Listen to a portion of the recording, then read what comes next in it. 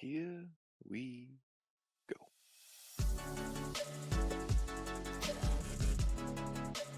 Drop your buffs, it's merge time. So welcome back. My name is Blake, back with Logan and Brandon, and we are the Merge Feast, or Merge Meal. At this point, I don't even know what we are because Survivor seems to change it up, and they keep talking about the Merge Meal, not the Merge Feast. It's always been the Merge Feast. In my head, it will always be the Merge Feast, and I'm gonna get off of my soapbox before I lose my cool. But I'm going to kick it over to you, Brandon. Thoughts on the merge meal and just this episode as a whole, because I think we've got a lot to talk about. It's the most wonderful time of the year on a Survivor season. The merge. This is when the game starts. This is, in a sports sense, this is the playoffs, right? This is where the good gets separated from the great, right? This is the best. I'm ready. This is where I really lock in. But I'm with you, Blake. Merge meal. It's just the theme of the new era. Everything's harder. It's not a feast. It's a meal. Listen, it's the Merge Feast. It was the Merge Feast for 40 seasons. Hence the name of the show. I don't like them taking that away from us. The only thing that changes it up for me is the fact that not everyone that made the merge got the meal. And we can talk about that here in a minute, but it turned out to be the meal this week and not the feast for the people that made the merge. So kind of did away with the whole Mergatory, the pre-merge merge, and They're happy listening about it. But I've also got some complaints there, so we can definitely talk about that a little bit. But when they announced kind of the merge, and everybody got their the letter from, or the boat showed up and they gave them that notice, I noticed that they were all going to the Kelly beach, which was by far the worst beach. I noticed a couple of the tribes, whatever tribe or beach had the hammocks, they were packing that up and taking it with them. Like, smart. You got to take that stuff with you. But I was like, which Christina promptly broke. Which that was editing gold. Yes. Like, oh yeah, we definitely don't want to vote out Christina, right? A snap. Donk. But it was like, dang, you're really sending them to the worst beach in the game. And then the weirdest part of the episode for me, the three people on that beach did not get up to greet anybody. They just kind of laid there. And everybody was greeting each other from the other two tribes. And then you hear them say, "Where is everybody?"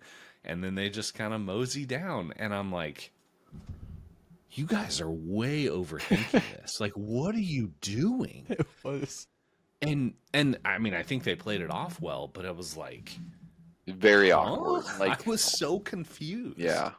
And to me, it almost seemed like they were trying to hide, obviously, the fact that who they voted out and all of that, but still go down there. Like, I was so confused. Are you just Like, are wait you until they not walk excited? up here? Like, Yeah. I don't know. Yeah, I've never seen that. Do we? Don't we? Like, it's maybe happened before, but I'm like, at least in the last 10 seasons, it's, oh, we're merged. You go and greet the people. It's Welcome a to the bad look beach. to not be down there. What are you doing? Yeah. At that point, just play like you're all taking a nap and then just pretend like you're asleep. And I'm like, oh my gosh, we all fell asleep. But it's just, I don't know. It was so awkward and weird, and I was so confused. So, but then we got to kind of the advantage, and we've seen this over the last several seasons where there's like this, like, challenge advantage, like hunting through the jungle for keys or whatever it might be. This episode, or this season, it was finding keys, and you can't collect a ton of keys and try them all. You got to try one at a time. And sure enough, Sage found the advantage. And so then in the challenge, she got to skip the first part, which I'm sure we'll talk about, and go straight to the actual immunity challenge section of it. So she immediately earned the merge meal and didn't have to compete in that first grueling challenge, which huge advantage to her. Didn't necessarily work out, but good for her. And I found myself thinking, Sage is really growing on me. She's still super weird, but I'm beginning to really like her. And I kind of wonder if her and Jawan are going to start running the game. I had the same thoughts around her from making the move last week, getting that all going.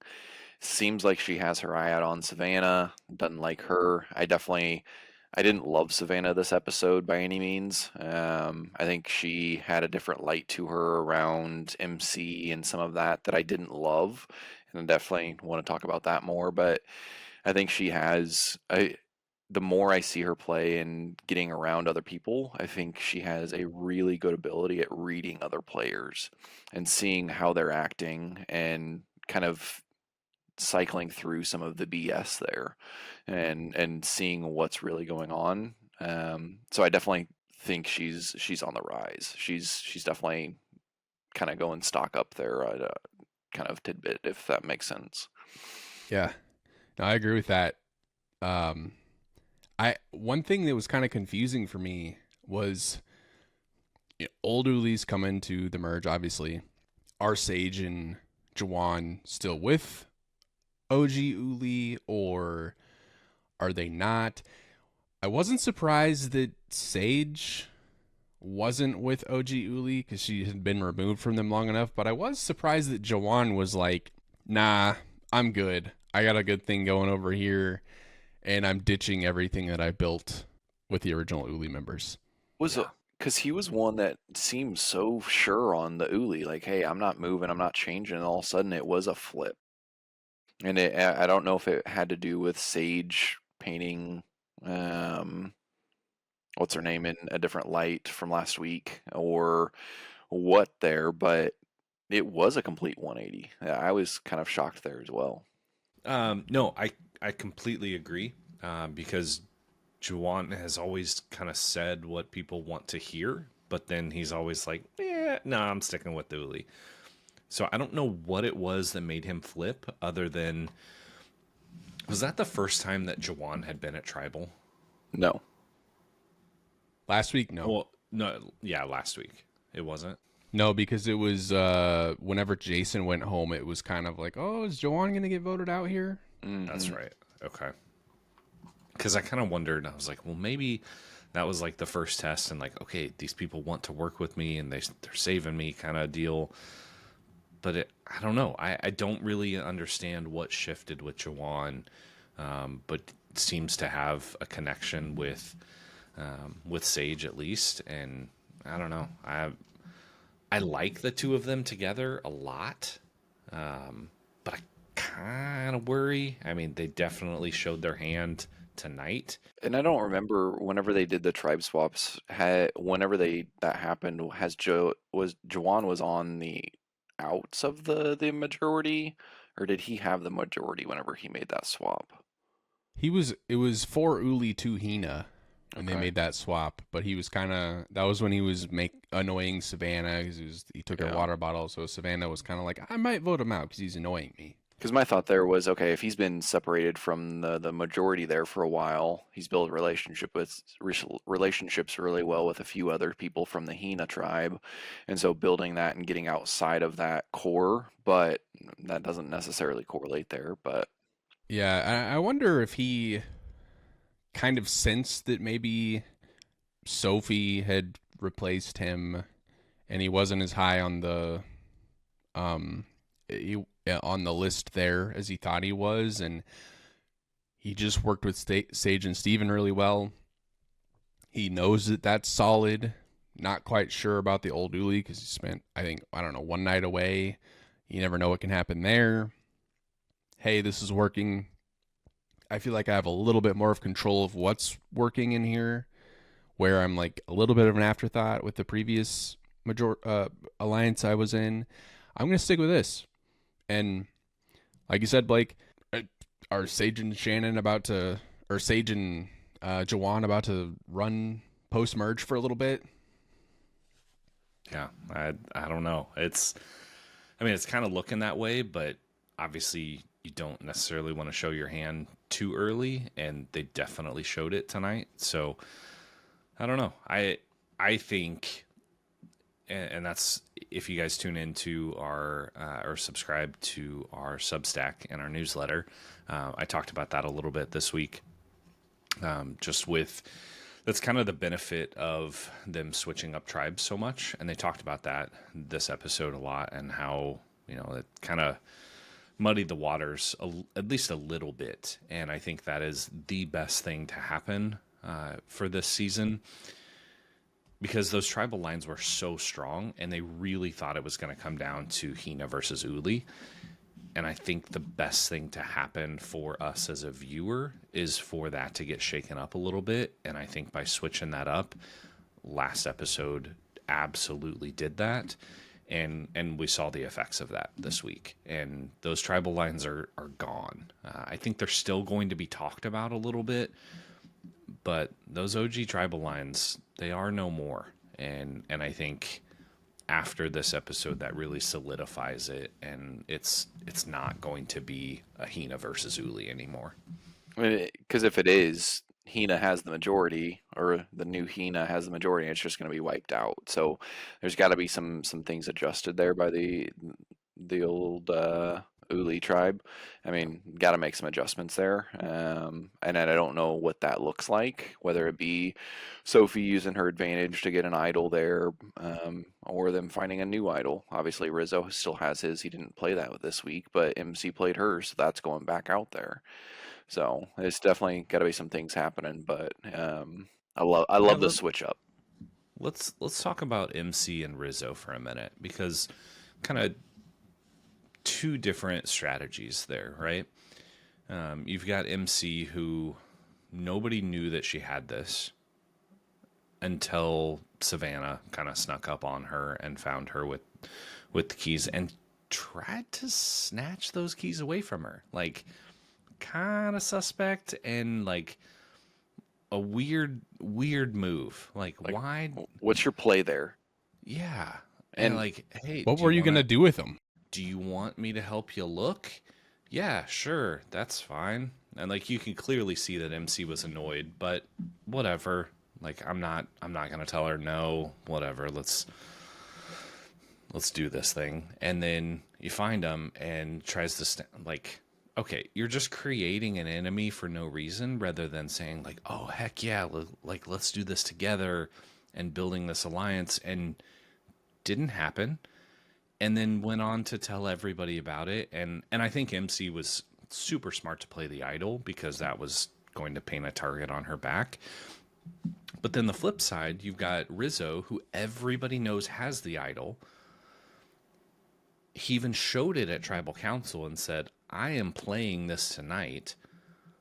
Whether it's for me or somebody else, we don't know. And he had already told his alliance that he wasn't playing it. So I think people weren't sure if he would play it or not. But saying like, here you go. Like, flaunting it in front of everybody's face. Kind of a bold move. It kind of worked out for him, but not really. Like, because his alliance member got voted out. But I don't know. I'm just curious the thoughts on MC playing it when everybody knew she had it, and then Rizzo not playing it but kind of flaunting it in front of everybody. Just curious your guys' thoughts on that. I'll start with you, Logan. You can kind of kick that one off. Yeah, I think we see that a lot in Survivor.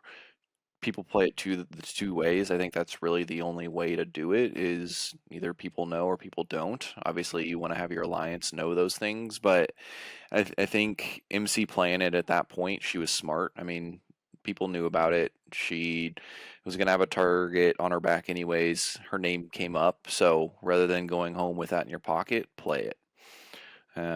Rizzo, I think at this point in Tribal, I didn't think it was too crazy for him to pull it out. Everybody knew he had it already.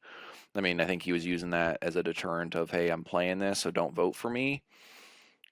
okay, you play it for somebody else. You don't know who there, but that didn't really do a whole lot for me in this vote. I think everybody knew he had it already, and it is what it is. But I thought MC was smart in playing it.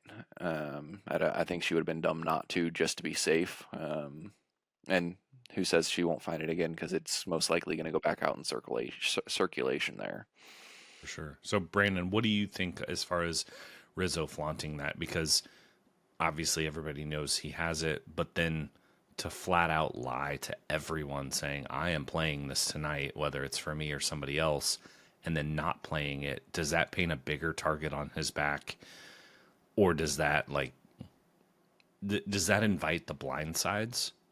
Saying, okay, we have to flush this out, or we have to catch him to completely off guard? I think yes. I think you, in a way, you've created a situation, if you're Rizzo, where the only way you're going to go out is if you're blindsided. But I thought it was a little bit of an odd thing to do for him in that moment. So I don't feel like he needed to.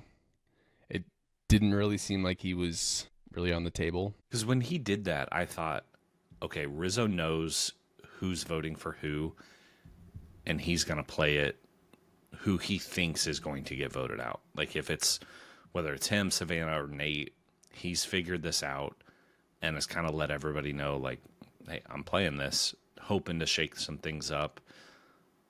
But then he didn't play it, and I was like, wait, okay, now you're just inviting people to target you, and I don't know how well that's going to bode for him. Now, granted, he's got the idol, so he can last at least another week, and that's the best thing, for him, is for time to pass. But I think that's something you do when you feel confident in your vote, that you are going to come out on top. So I think he might be a little more careful next time than he was tonight, because they got, honestly, and this needed to happen, they got humbled. They did. I think they felt like, hey, we're going to the merge, we're going to run this thing, and their own Jawan and Sage were like, actually, you're not. We are. And if you're not careful, you're next. And I honestly, I worry with Rizzo a little bit because from the beginning, I feel like the idol was, hey, this is ours as a team or our alliance. So whoever needs it can use it. I know he spoke like, hey, it's mine, but we saw him being willing to play that for somebody else. So I hope this was maybe eye-opening to him of, hey, if I am playing this, this needs to be for me. Obviously, if it's his number one to save them, that's great. But I think in his situation, it is putting a target on his back. So don't make that mistake of playing it for somebody else, thinking it's going on them, and you're the one going home. You got to play that for yourself there. for sure. And I don't think I realized until this week, and maybe they are, maybe they're not, but everybody seems to think that him and Savannah are super tight. And I don't know that I had seen that. I mean, they definitely talk a lot, and they talked when they got back from the challenge and the meal, but I don't know. I hadn't really thought that those two were super tight until this week, and everybody started talking about it. So I don't know. I really, really like Rizzo. I don't necessarily love everybody who he's aligned with. I think I like the side of the merge that won in tribal tonight. I really liked Nate, but I was honestly, I was kind of hoping Savannah would go home, but I was okay with Nate going home over Rizzo because I do really like Rizzo. But I don't know. I think Savannah's time is coming. I think she's flying a little too close to the sun. But I'm with you. I liked Nate, but I think it was good. It was probably best for this health of the season that this was the outcome of the first merged tribal. Yeah, and like you said, I think Savannah's time is coming. You can only be a target for so long and survive, like, you can't be a target the entire season and survive the entire time. Like the odds just are not in your favor. And she's been a focus for a long time. And even looking at scenes from next episode, she's clearly a focus again. And that does not bode well for anybody. The best thing you can do is to lay low, let the target move on to somebody else. And I don't know. I worry about her. And remind me, Brandon, I don't know if it's official that we know who the members of season 50 are, from like the two people. We think it's Rizzo and, is it Savannah or Sophie or It's Soph? it's Soph should not stick, but I don't think Soph like that. I don't think But so. I think anyway. Yeah, it's been confirmed that it's Rizzo and Savannah that are going to be on Survivor 50. oh, it is confirmed. Yeah, so it's going to Okay. be them two. Okay. Which I kind of wish I didn't know that, because I think that tells me that Savannah and Rizzo are going to last longer than I think they might. It to- yeah, I had learned that before the season, and I was like, okay, so they are at minimum making the merge this season, which honestly, like, it doesn't necessarily spoil 49 for me, but it is kind of like, okay, well, I'm going to pay attention to what they're doing because they're obviously going to do something significant enough to get them to 50. Well, and I thought that's who you had said, and I didn't look it up while I was watching the episode, but I thought, if it is going to be Savannah and Rizzo, odds are Savannah's not going home tonight, because she hasn't done enough to stand out to me, or to stand out for me to think like, oh yeah, this is a person I'd want to see in season 50. So that just told me that, like, odds are she's probably not going home. Neither is Rizzo. So Yeah. I hate, part of me hates knowing that. I like both of them a lot. Like, I think they're both good players, I think, but yeah, I think they'll be 6th and 7th. It's kind of what I'm thinking. Long enough. They're not going to make it to the finale, but they're going to make it long enough to where they've made an impact. And I don't have any issue with either of them being on 50. yeah. No, I don't either. And I'm excited to see what their gameplay's like on 50. Obviously, with returning players and that being a little bit different, but are they going to adjust how they approach the game and their gameplay from 49 to 50? I think that's really interesting to see back to back and people play that way. They may not need to. Actually, no, they won't need to. Because 50 Now, won't see this season, correct? yeah, 50 won't see this. I will say, I think Rizzo can go into 50 doing exactly what he's doing in 49 because I think he's a smart player. Mm-hmm. I'm not sure people take him seriously, which Mhm. is a good place to be. Absolutely. Savannah is clearly in control and wanting to be in control and wanting to be the voice, and her doing what she did to MC is not going to fly with anybody that is on season 50. Yep. Completely agree. Like, Let's sorry, go ahead, Logan. no, real quick, before we kind of go on, you said something earlier about whenever you're in the hot seat, not being too much and kind of sitting back a little bit and laying low. Because if you're on the hot seat, the odds are you're going to get voted out, obviously sooner than later. Steven is one I'm worried about there. He's been kind of the talk of a vote for the past couple weeks. He's escaped out here kind of narrowly. Last week, obviously, he didn't get a ton of votes, but he's one that I worry about, and I'm hoping if he plays that well enough that he does use that kind of lay low tactic, let the Savannah kind of rise up, because I think Steven is very, very smart, and he obviously did well in the challenge and some of that, so I think he has some benefits there, but he's one that I worry about if he doesn't kind of lay low and play that way, if that makes sense. Yeah, I think Steven is in a really interesting spot because he can clearly win challenges, or at least get close to winning challenges. So it's like, okay, if I'm Steven, I'm sitting there thinking, okay, do I really want to, like, I just got a ton of votes cast against me. Do I really want to go for this immunity idol? Or do I want to lay low and make it seem like that was a fluke and not have the protection of that? Or do I, like, kind of going back and forth and like, I don't, do I throw it so I'm not looked at as a threat? Or do I go for it and then get really close and not make it and then still paint a target on my back? And I don't know. But he does seem to be on the side of the numbers, at least for right now, And based on this vote. and I think the big thing for him too is I feel like he's fairly aware of where he is and what his threat level is, because whenever people are like, he realized, oh, MC has an idol, um, Sophie has the immunity idol for the winning the challenge. It's either me or Christina. I'd vote me as well. I mean, they'd be silly not to. So I think he is self-aware there. So I hope he can play that smart and actually navigate that well. But I like Steven a lot. Yeah, I do too.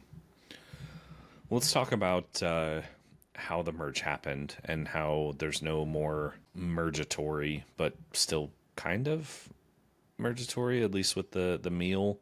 Did you like how they switched that up a little bit? Like, part of me liked it, part of me still was like, this is kind of dumb. Like, the fact that you're still on teams and like you don't get to eat, and I don't know. I was a little torn on it, and I thought out of anybody, Brandon would have some strong opinions. So I have been wanting them to get rid of the double tribal Mergatory thing since they started it. So any scenario where we go into a merge and we're doing one tribal council where everybody is there and everybody has a vote is I'm welcome to that. I never understood the idea of we're merged or we're earning the merge. We're living on one beach. We're doing all the things together, but we're not merged until we do these two separate tribal councils. Then we'll get together. I think going back to how it's always been and going, all right, at this point, we're all going to merge together. And I think they're listening. That's been the theme of the season. Of here are all the things we dislike about the new era. Change them back. And once again, here we are with a positive change. I think my biggest takeaway from it that I loved the most was you make the merge, obviously the Mergatory, all of that, but the person that was voted out tonight made the jury. It wasn't a question of, hey, you made the merge, but whoever the first tribe that goes to tribal council, that person doesn't make the jury. So see, I didn't realize that they made the jury tonight. yeah, so Nate's first member of the jury.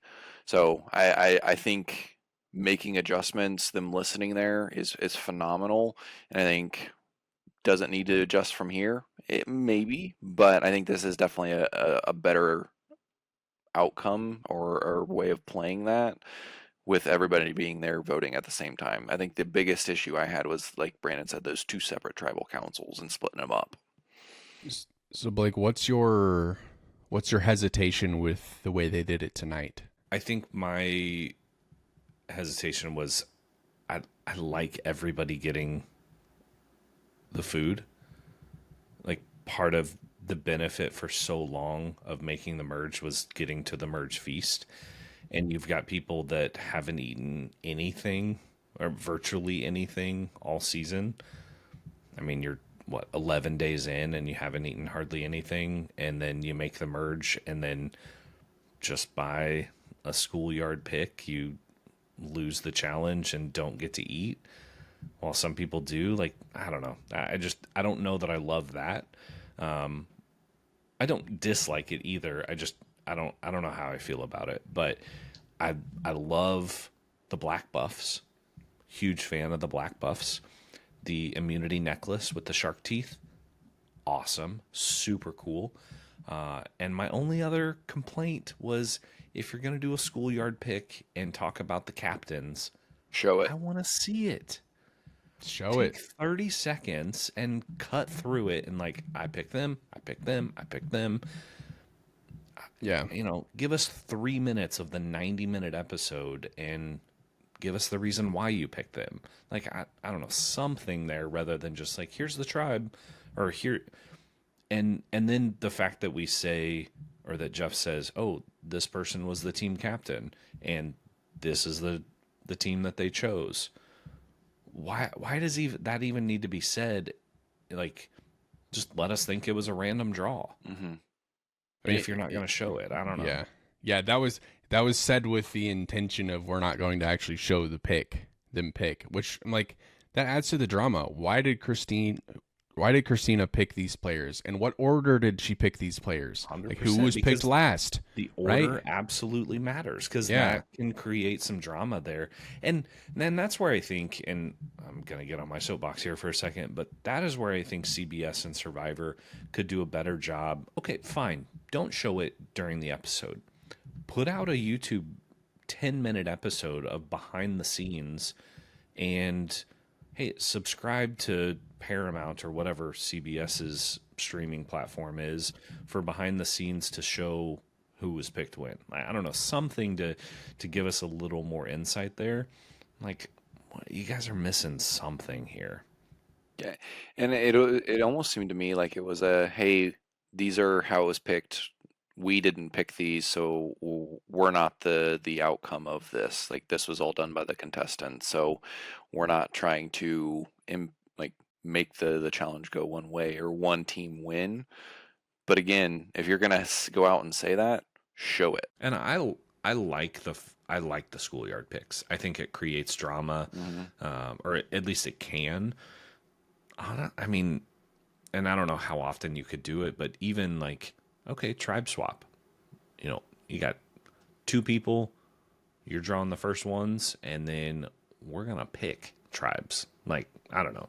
Let's get crazy and create some drama there to where it's not just everybody is completely random, but you really have to rely on your relationships. And I like the schoolyard picks. I just wish we would get to see more of it. And I feel like we used to. It was like, Well, now we dang, don't that want to person hurt was anybody's last. feelings. I know. So, I don't know. I'm torn on it, but I didn't, definitely not like bad in the fact of like, okay, these people, we got two separate tribals and the whole Mergatory thing. Definitely an improvement from that. But I kind of wish everybody got at least some sort of food, but I can see hey, that. these people got to go to stay the night at Ponderosa or, at wherever and stay the night with the food. You guys get the food, but you got to sleep at camp. I don't know, something to where everybody gets some sort of benefit for making the merge other than just making the merge. So as far as the immunity challenge goes, one, that giant ball is always a mess. Like, that is a brutal challenge. But the immunity portion of that, I was curious because there's a couple different ways you could play that. What do you think your strategy would be? So this is the one where you're on the slope and you got to balance the ball. Would you have any specific strategy, or are you just going for it? Don't drop the ball. Yes. Thanks. No, I mean, I don't know. Genius. Whenever, Let me explain the reason why I asked, because I started to notice everybody had a little bit of a different thought. So people were standing with both feet together, like, like together, side by side. Some people were staggered. Some people were holding, you had 3 different sections of the pole. Or do you hold it at the top where it's probably easiest, or do you hold it at the bottom and then the next time it moves, you just move it down slightly. So you're like going from stage 1 to stage 2. It's much easier. Like, would you have any sort of strategy there, or is just like in the moment, however it feels. I think that's got to be kind of an in the moment thing. For me, the balance I think would be the biggest thing. Staying balanced on that first level, it's wide enough, but getting that foothold and get balanced, and then okay, the least thing I'm worried about is holding the ball up there. Obviously, that's got to stay on top, but if I can get my base set, keeping my arm at like a 90-degree angle, not making sure it's not too high, but just keeping that in the middle of wherever those sections are. Because if I think if you start that first section down towards the bottom and then you move it down just slightly, that third level that they're jumping to is going to make it even that much more difficult. So trying to stay somewhat even throughout the entire thing, getting your base set, and then go from there. Yeah, I think for me, almost more importantly than the balancing, obviously the balancing is the whole challenge, balancing on the beam and balancing the ball. But to me, it's staying focused, remembering to breathe, and kind of just zoning in on something, whether it's the ball or just kind of going to your happy place, just making sure you're staying focused. I think it's almost more of a mental challenge than it is a physical challenge. Yeah. Mental No, and keeping focused and not making those big jumps. If something happens, you got to make those slight adjustments. Yeah. You have those big jumps, that's when you see those issues. I mean, we saw that last week with Jawan and the puzzle or the challenge they had to do. Those big jumps kill you in those situations. yeah. No, I think a combination of both of those things for me. So, um, some of it in the moment, like let me get up there, see how best to set my base. Do I want my feet together or kind of staggered? And then at least for me, I would think, okay, I'm gonna play for the long game. Like I want to make the third section as easy as possible. So let me play around with the first two. Do I want to go high? Do I want to go low? Figure that out, and then make the determination. Okay, is it easier to go way low on that stick or higher up? And then kind of make those adjustments, halfway through. But I don't know. I kept thinking about, and it's obviously completely different, but Logan, you and I growing up playing ping pong and like bouncing the ball on the paddle, you can do that all day long, or like holding the ball there. That's a little different. Like, can you bounce that ball on that stick? Like that's a pretty small area and a large ball. Like that probably wouldn't make sense. But and then I didn't realize how drastic of a slope that was until people started to climb on top of it, and they were like, "Whoa! Like this is, I don't know. It just seems steeper." Once they started climbing on it, and I was like, "Dang, mate, this is probably harder than I'm giving it credit for." Sitting on the couch watching, like, oh, I could totally do this. So. Yeah, it's a good one, and I love those challenges because me being competitive, I look at that and say, I think I could do that. I want to try that, but I guess the only way for me to do that is to apply. True. I want to talk a little bit kind of about everybody left. And we kind of hinted at it earlier and we talked about it last week. But I want to do some stock up and stock down. So whose stock went up, whose stock went down this week for you, Logan? Savannah down. I think we talked about that slightly earlier. Didn't love the way she handled the MC situation, stealing the keys. I think, like you said, that kind of created an enemy. So she was definitely a stock down. Stock up for me this week. Again, I think Sage. I think her continuing to kind of weed out some of the fluff and being able to hone in on what's actually going on and correlation there. Those would be my kind of stock up, stock down, just two. I don't know your guys' thoughts, but Yeah, for me, stock down more so like instead of an individual player, I'm just looking at the original Uli tribe and going, oof, you guys kind of took a hit this week. Came in feeling pretty good, like you had it in the bag, and kind of got punched in the mouth. I would love to see how they're gonna rally next week. I think they have the right people to make something happen. But stock up for me is Hold on, Joel. hold on. You said that, but They only have 2 left. I mean, there's 4 left, but there's only 2 left on that side. So you have Savannah, Rizzo, Sophie, no I, no E. Okay, so you're counting her in the original I'm Uli. counting her, and I feel like Alex Could go could that be way. convinced. Hmm. And I don't like. Obviously, Nate's gone. Christina feels like somebody that could be convinced as well. I still think that there's moves. I also like. I'm about to talk about Jawan, but who knows what Jawan's going to do next week. I was completely shocked by Jawan's actions this week. So that's kind of where I'm at. And I think that the players left, Savannah, Rizzo, Sophie, in that group have shown that they're not just going to sit down and take what's coming. They're going to try to figure out a way to make something happen, whether it's with Rizzo's idol. Let's say somebody else finds an idol. Sophie has knowledge is power. One of them won immunity. There's a lot at stake there that could flip next week on its head. But stock up is Jawan for me. I wasn't really feeling Jawan for much of the season. I felt like he was just a follower. Wanted to just kind of fit in and be somebody that was a number, not necessarily that important to the tribe, somebody that was expendable. And to me, it felt like this week he really took control of his own game, really stepped up and was a big part of a decision and made what I think is a major shakeup in Survivor 49. Yeah, I couldn't agree more. I think Sage and Jawan both massive stocks up, or stock ups. Stock up. Yeah, well, whatever. You know what I mean. And then I think as far as stock down goes, there's a lot of people that kind of floated right in the middle.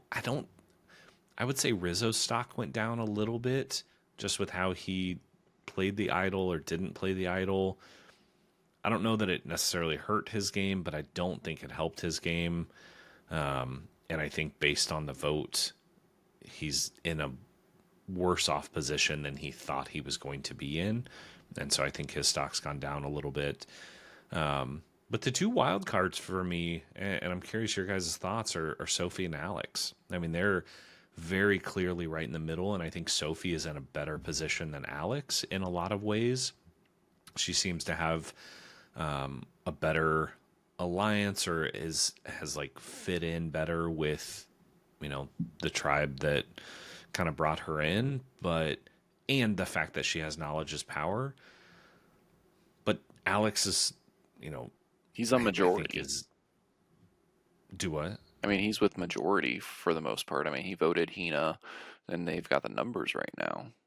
But he flat out said, like, I just want to be on the right side of the vote. Like Yeah. that may go against Soph, but like I'm used to taking in as much information as possible and being on the right side of the vote. So I don't know if that will be a good thing or a bad thing for Alex. I think right now I love where Alex is at. I want to see more from him. But it also may be too early. And I mean, we talk all the time about peaking at the right time. And I don't think now's the right time to peak. And I think Alex knows that and is laying low and, hey, let's let everybody fight it out amongst themselves, and I'll just be on the right side of the vote every single time. And then when it comes time to make my move, I will. He seems that smart. I would love to see him and Steven get together because I think those two are both brilliant.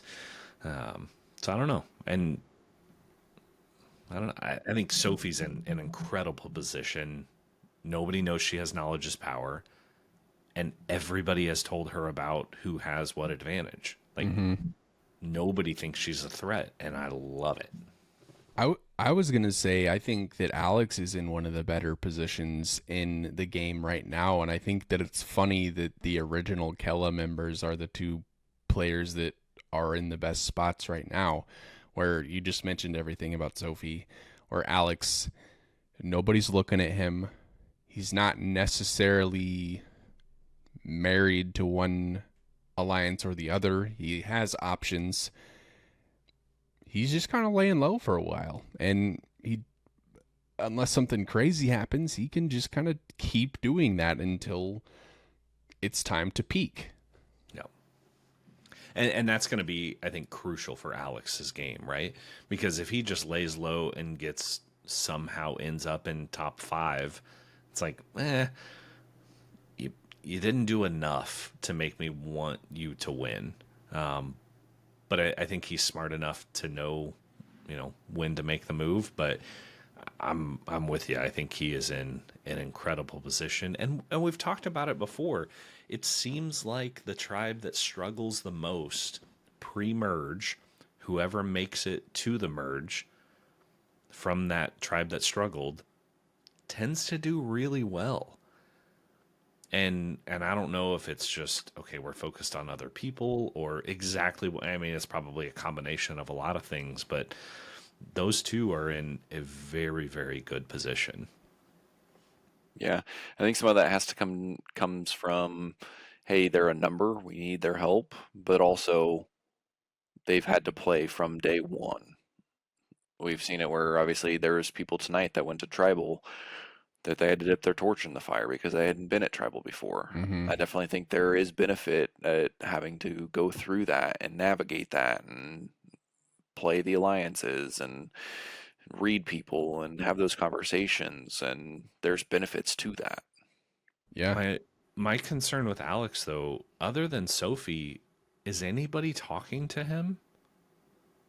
I mean, like, did we see a lot of that? Or, I mean, maybe he's just laying low and it wasn't good TV, but it seemed like Soph was the only one to really talk to Alex about what he was going to do. Now, he seemed to be on the right side of the vote, but I don't really see anybody else bringing him in on things, and I worry a little bit that he might lay too low and people kind of forget about him and like, hey, he's not really aligned with us. He's just voting with us. Like, do we need to just, is this an easy vote out? But maybe I missed something.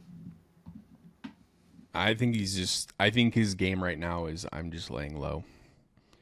And I think back to the point of the struggling tribes seem, at least in my mind, to do better post merge.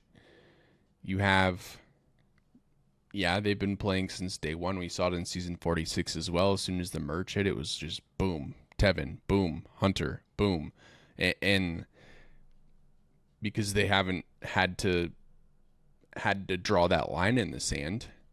And the nice thing about Alex and Sophie in this season is the talk has been Hina versus Uli, so they're not even a thought. It's just it's a war between two tribes, and if I'm them, I'm like, yeah, I'm not stepping in the middle of that. Like, Hina versus Uli all day. Yeah, I have nothing to add. Let me know what you need to do. Well, and if you remember the last time that they were at tribal, neither one of them really seemed to trust each other that much. So I kind of worried that, okay, how close are those two really?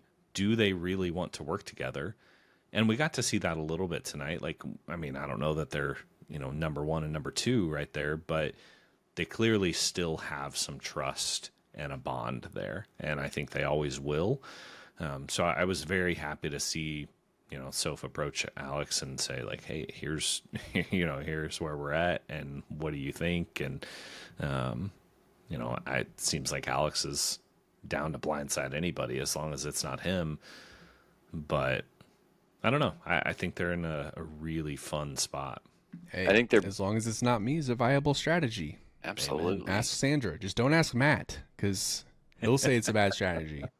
And the fact that they're obviously still working somewhat together, for them both to be kind of closest with separate tribes, one with Hina, one with Uli, they can use that information together and just move forward and really take over in a way. So they're phenomenal position. Honest, in a weird kind of backwards way, kind of reminds me of Kyle and Camilla, where like, not in the way of like nobody knows that we're aligned at all because they clearly were on the tribe together, but that's been so far removed that it's like they're not even on the radar at all. So they can kind of say, hey, we're playing both sides of this. Let's come together and figure out how we want to vote, and we can sway the votes here. Like, we will make up the majority, whatever we want to do. They can control the rest of the game. And then add, Jawan and Sage to the mix. Like, I mean, those four alone could really shake things up. So I don't know. I am very, very excited about this season and the merge, and I love everybody left in the game. I'm super pumped. I love it. Gonna be a good one. Like Brandon said earlier, this is when the game starts, and not that I'm not invested previously, but this is whenever it gets really fun, and so I'm excited. Yeah, this is there's nowhere to hide, right?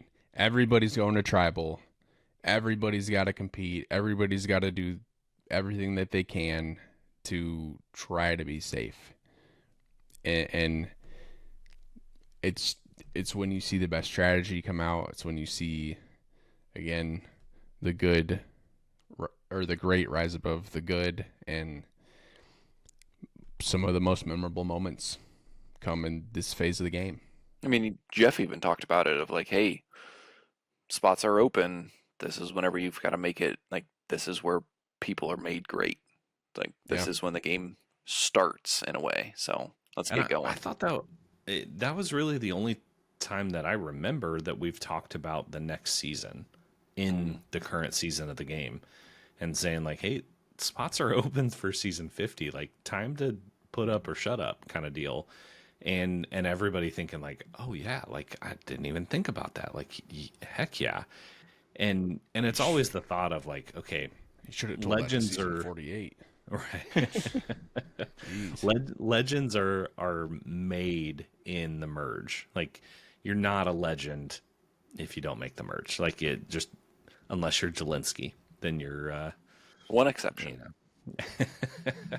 And I'm sure there are other exceptions, but for the most part, like Boston Rob, no, Boston Rob made the merge. He just didn't make the jury his first time playing.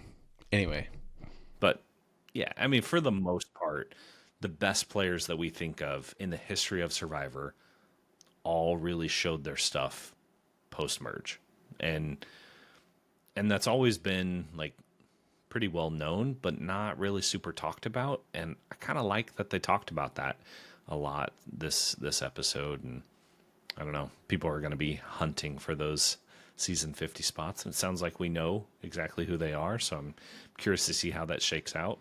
So, all right, it's time for Survivor of the Week.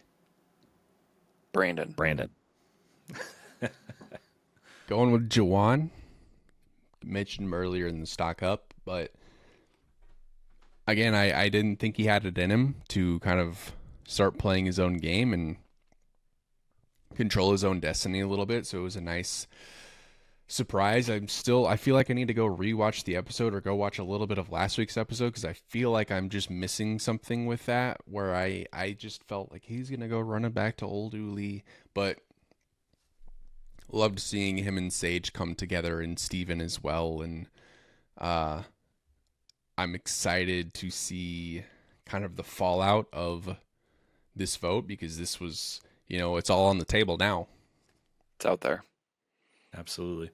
I'll go next. And same book, different page. I'm going with Sage. That rhymed, unintentional. But I think she's absolutely playing her own game and is calling shots, but still, like, not necessarily painting a huge target on her back. And for somebody who, I mean, we've said, from the very first episode, she's kind of weird and like a little like some of the things you shouldn't say. Like, I don't know that I like you. And then this episode, I was like, holy crap, I may have totally misjudged you. Still a little strange. Maybe that's her play. But it's working. And she is, like, taking shots when she needs to take shots. And she's just got a great read on people. Mm-hmm. And I think it's a toss-up, honestly, between her and Jawan. But I'm gonna go with Sage this week. Yeah, my vote was going to be Sage. Not don't want to reiterate everything you just said because I think you laid it out really well there, Blake. But my I was between Sage and Jawan. I think they were the kind of the standouts this week of making a move and actually making it happen. I'm definitely going to shake up the game, and we're going to see that next week. So definitely excited for that. But Sage is my vote. I love it. I love it. Well, make sure you tune in on Monday for Merge Feast on a Monday. We will be back this week, so make sure you tune in for that. And yeah, we mentioned our newsletter. We'll have that down in the description below, so check that out as well. That comes out every Wednesday, before Wednesday morning before the episode. And yeah, I think that's all I've got, unless you guys have anything else. Nope. Okay. All right. Well, appreciate you guys tuning in, and I'll see you next week. Go ahead and say goodbye, Logan. Goodbye, Logan.